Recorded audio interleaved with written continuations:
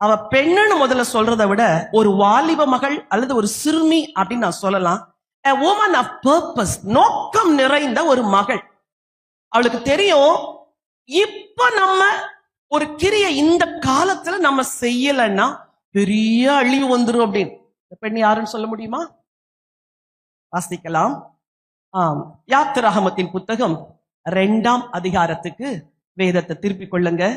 அந்த பெண்ணுக்கு பெயர் மீரியா. உங்களுக்கு சரித்திரம் தெரிஞ்சிருக்கும். ராஜாவாகிய பார்வோன் எகிப்து தேசத்துல பெரிய சட்டம் போடுறார். என்ன சட்டம்? பிறக்கிற ஆண் பிள்ளைகள் எல்லாம் என்ன செஞ்சிடணும்? கொலை செஞ்சிடணும். பெண் பிள்ளைகளை மட்டும் என்ன செய்யணும்?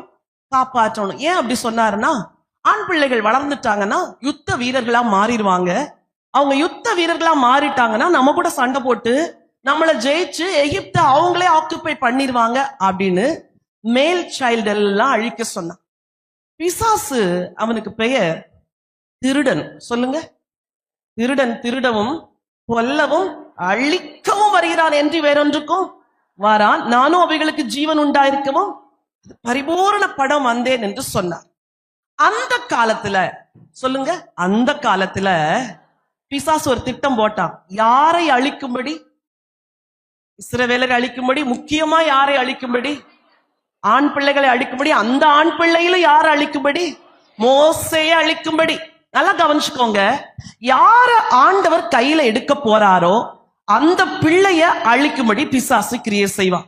இன்னைக்கு உங்க வீட்டுல ஒரு பிள்ளை மொபைலுக்கு அடிமையாவே கிடக்குது. ராத்திரியும் பகலும் அது சாப்பாடு இல்லைன்னா கூட பரவாயில்ல, அதுக்கு என்ன வேணும்? மொபைல் வேணும். அப்படி இருக்குதா யாராவது?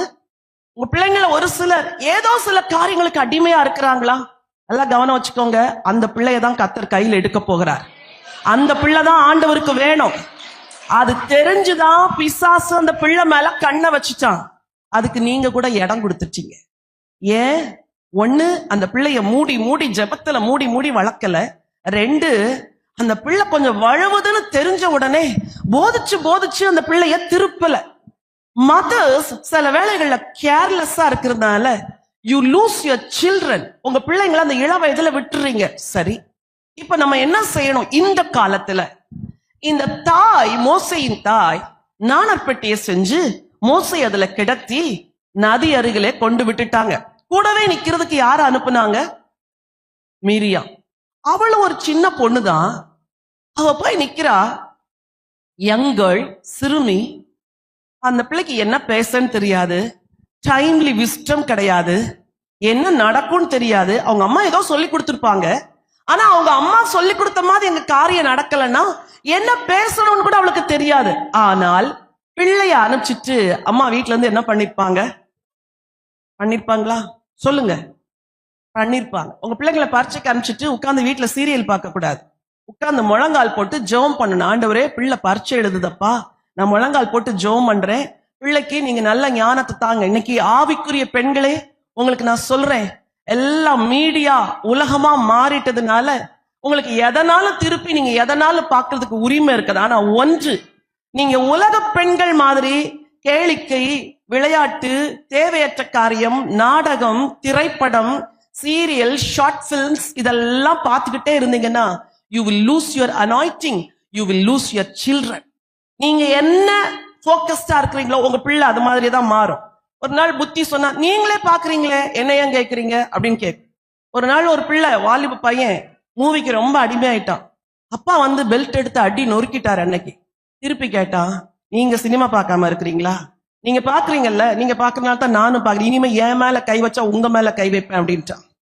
கொஞ்சம் யோசிச்சு பாருங்க, பிள்ளைங்க எவ்வளவு ரிபல்லியஸா மாறுறாங்க. So parents should be very careful. நீங்க எவ்வளவு பக்தியா நடக்கிறீங்களோ உங்க தலைமுறை அவ்வளவுக்கு தான் இருக்கும். நீங்க வைராக்கியமா இருந்தா உங்க தலைமுறை வைராக்கியமா இருக்கும்.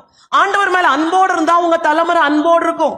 சின்னதுல இருந்தே குழந்தைய சர்ச்சுக்கு கூட்டிட்டு வந்து உபவாச ஜெபத்துல படுக்க போட்டு ஆராதனையில அந்த குழந்தைக்கு, ஒருவேளை சின்ன குழந்தையா இருந்தாலும் சர்ச்சுக்கு கூட்டிட்டு வர பழக்கத்தை ஒழுங்கா வச்சீங்கன்னா அந்த பிள்ளை நாளைக்கு வளரும் பொழுது சர்ச்சுக்கு வர்ற பழக்கம் அதுக்கு வழக்கமா மாறிடும். எதை விதைக்கிறீங்களோ அதை அறுப்பீங்க. பிள்ளையானவன் நடக்க வேண்டிய வழியிலே அவனை நடத்து என்று வேதம் சொல்லுது. சரி, இந்த மிரியா போய் உட்கார்ந்து பார்த்துட்டே இருக்கிறா. அவ எதிர்பாராம திடீர்னு பார்வோனின் குமாரத்தி ஸ்நானம் பண்ண வரா. அம்மா ஏதோ சொல்லி கொடுத்திருப்பாங்க, நமக்கு தெரியாது என்ன நடக்கணும், ஒண்ணுதான் சொல்லி கொடுத்திருப்பாங்க. இவள் திடீரென்று அந்த பார்வோனின் குமாரத்தை குழந்தை எடுத்து அழுத உடனே இவள் ஓடி போய் பிள்ளைக்கு பால் கொடுக்கிற ஒரு தாயை கூட்டிட்டு வரட்டுமா. என்ன ஒரு ஞானமான பெண் பாருங்கள். வாசிங்கள் 2ஆம் அதிகாரம் 7வது வசனம். நல்லா கவனிங்க. பார்வோனின் குமாரத்தி இந்த பிள்ளைய பார்த்து பேசினாளா, இந்த பிள்ளை போய் பார்வோனின் குமாரத்திட்ட பேசுதா? சூப்பர். இந்த கேர்ள் போய் என்ன செய்யறா, பேசுகிறா. அப்பொழுது அதன் தமக்கை பார்வோனின் குமாரத்தியை நோக்கி, உமக்கு இந்த பிள்ளையை வளர்க்கும்படி எபிரேய ஸ்திரீகளில் பால் கொடுக்கிற ஒருத்தியை நான் போய் உம்மிடத்தில் அழைத்து கொண்டு வரட்டுமா. எவ்வளவு அழகா பெண்ணை வளர்த்து வச்சிருக்கிறாங்க பாருங்க. பெண் பிள்ளைகளை வச்சிருக்கிறவங்க எல்லாம் கொஞ்சம் கை உயர்த்துங்க சொல்றேன். நல்லா கையை தூக்குங்க. இன்னைக்கு சொல்றேன், உங்க பெண் பிள்ளைகளை வளர்க்க வேண்டிய விதத்துல நீங்க வளர்க்கணும். பக்தியா வளர்க்கணும். கை கீழே போடுங்க. அதுக்காக ஆண் பிள்ளைகளை மனம் போல வளர்த்துருங்க அப்படின்னு நான் சொல்லல. 2 பிள்ளைகளையும் சரியா வளர்க்கணும். அப்ப கேட்கிறா, உமக்கு ஒரு பால் கொடுக்கிற ஸ்திரியை கூட்டிட்டு வரட்டுமா, எபிரேய ஸ்திரியை கூட்டிட்டு வரட்டுமா? ஏன் அங்க எகிப்துல பால் கொடுக்கிற பெண்கள் இல்லையா? அந்த அம்மா குழந்தைய இன்னொருத்தர் கையில கொடுத்துறதுக்கு முன்னாடி இது ஓடி போய் முந்திக்கிட்டு நான் போய் எபிரேய பெண்கள்ல கூட்டு வரேன்ட்டு போய் யாரையே கூட்டிட்டு வந்துட்டா? மோசேயுடைய அம்மா. ஒரே ஒரு வாய்ப்பு. சில வாய்ப்புகள் வாழ்க்கையில உங்களுக்கு ஒரு முறை தான் கொடுக்கப்படும். அந்த ஒரு முறை கொடுக்கப்படுகிற வாய்ப்பை நீங்க சரியா பயன்படுத்திட்டீங்கன்னா அதுல இருந்து அடுத்த லெவலுக்கு வளர்ந்துட்டே போவீங்க.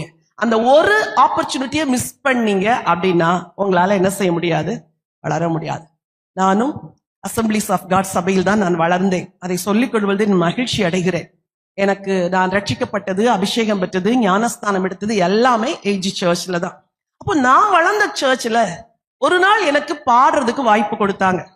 பாட்டு உதடலாம் உதறி சத்தமெல்லாம் மாறி வேத்து கொட்டி கையெல்லாம் நடுங்கி எப்படியோ பேனிக் ஆகி பாடி வந்து உட்கார்ந்துட்டேன். எல்லாரும் சொன்னாங்க நல்லா பாடினாங்க, ஒரு சில நீ பயந்தேன்னாங்க.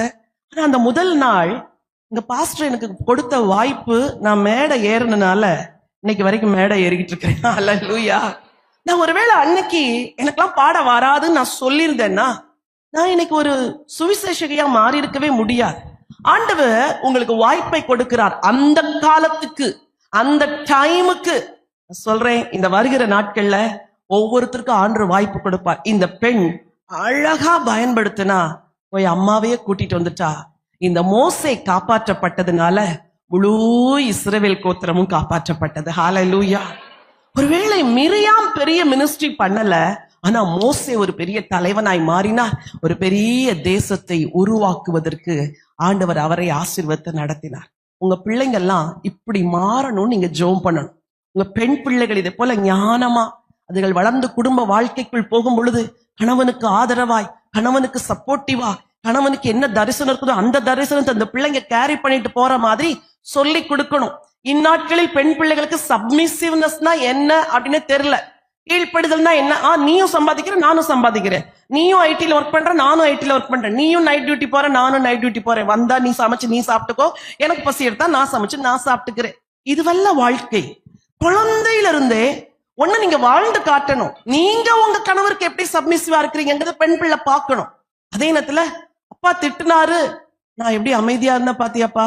அவ கேட்பா, அம்மா நீ 2 வார்த்தை பேசிருக்க வேண்டியதானம்மா. இல்லடா, நம்ம பேசக்கூடாது. ஏசப்பா சொல்லிருக்கிறாரு, நம்ம கணவனுக்கு கீழ்ப்படும். நீ கூட வளர்ந்து நீ ஒரு குடும்ப வாழ்க்கைக்குள்ள போகும்போது இத 14 வயசுல சொல்லி கொடுக்கணும்.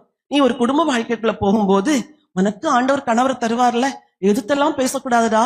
நீ தாழ்ந்து போய் ஆண்டவர் சமூகத்துல போய் முழங்கால் போட்டு ஜெபம் பண்ணணும். அப்பதான் ஆண்டவர் அவரை மாற்றுவார். இந்த சப்மிசிவ்னஸ் சொல்லி கொடுக்கிற பாடசாலை எது தெரியுமா? அம்மாவுடைய மடி. பொண்ண மடியில போட்டு தலையை தடவி கொடுத்து வாழ்க்கை பாடங்களை கற்றுக் கொடுங்க. எப்படி வாழணும்னு சொல்லி கொடுங்க. எப்படி புத்தியா நடக்கணும்னு சொல்லி கொடுங்க. கஷ்டங்களை எப்படி தாங்கணும்னு சொல்லி கொடுங்க. பிரச்சனைகளை எப்படி மேற்கொள்ளணும்னு சொல்லி கொடுங்க. எப்படி வாக்குவாதம் இல்லாம ஆண்டவருடைய உதவியை நாடி குடும்பத்தை நடத்தணும்னு சொல்லுங்க. கொஞ்சம் வருமானத்துல குடும்பத்தை எப்படி நடத்துறதுன்னு சொல்லி கொடுங்க. வீண் செலவு எப்படி பண்ணக்கூடாதுன்னு சொல்லி கொடுங்க. இதெல்லாம் தேவையா? வேண்டாம். இப்போ இது தேவையில்லை என்ற பாடத்தெல்லாம் பெண் பிள்ளைகளுக்கு சொல்லி கொடுத்தால் உங்கள் பெண்மகள் ஒரு மிரியாமை போல மாறுவாள். உங்கள் ஆண் பிள்ளைகள் மோசையை போல மாறுவார்கள். ஹல்லேலூயா. கர்த்தர் நிச்சயம் அதை செய்வார்.